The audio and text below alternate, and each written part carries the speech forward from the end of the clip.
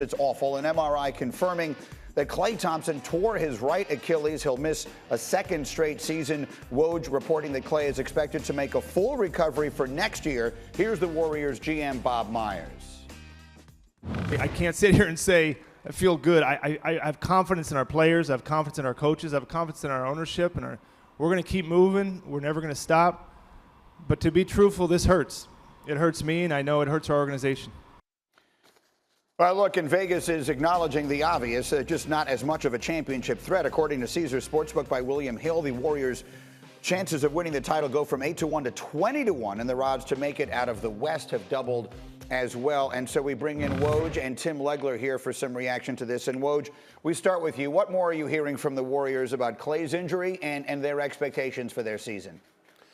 Well, as Bob Myers said, there's great disappointment. He went through a really rigorous rehab to come back. He was just playing pickup in Southern California like guys do, getting ready for training camp, and the injury hits him. So the Warriors have gone out. They're finalizing a trade for Kelly Oubre with Oklahoma City. They have a trade exception from the Andre Iguodala trade that expires on Monday. They'll absorb $14.4 million of Oubre's deal. They're going to send a 2021 protected first-round pick to OKC. Now, you talk about commitment, with an organization to try to keep going. Think about this. Oubre's contract at $14.4 million with luxury tax, he's going to cost them $80 million this season. He's a fine player, and he's certainly as good as they could find in the marketplace.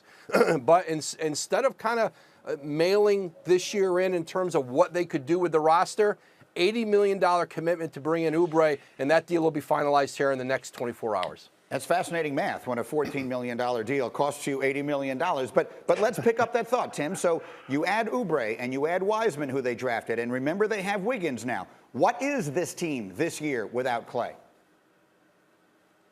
Well, I still believe they can be a playoff team, and mostly that's based on the greatness of Steph Curry. I just believe in his impact on the game, not only what he does in terms of creating offense, but the opportunities that are there for other people because of his presence on the floor. He's going to make Andrew Wiggins a much better player. Their system will make him a much better player. Kelly Oubre is a guy that's going to give them now some additional punch. You still do have Draymond Green, and I think James Wiseman could be an impact player from day one. So I really like their starting five's potential, and the greatness of Steph Curry, to me, keeps them in the playoff hunt.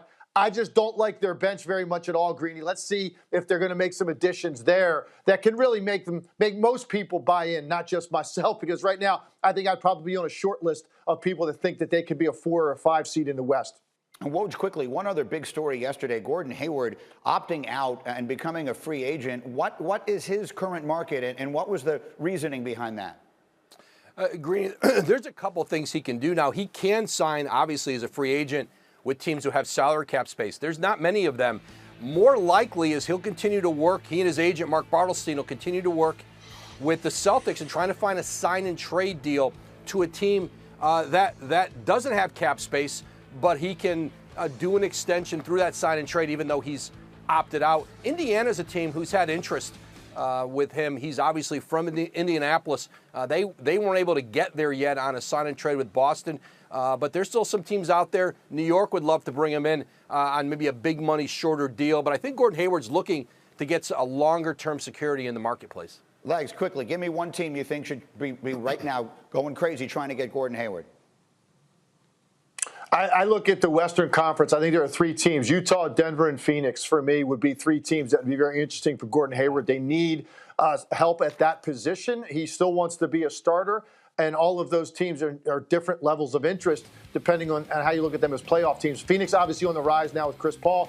Denver and Utah need more scoring punch to try to match up with the Lakers and Clippers. And Utah, of course, where he began his career and had so many really good seasons. And you see the countdown on your clock. NBA free agency begins in less than 10 hours. That means that Woj will be the busiest man in the United States. Thank you for watching ESPN on YouTube. For live streaming sports and premium content, subscribe to ESPN+.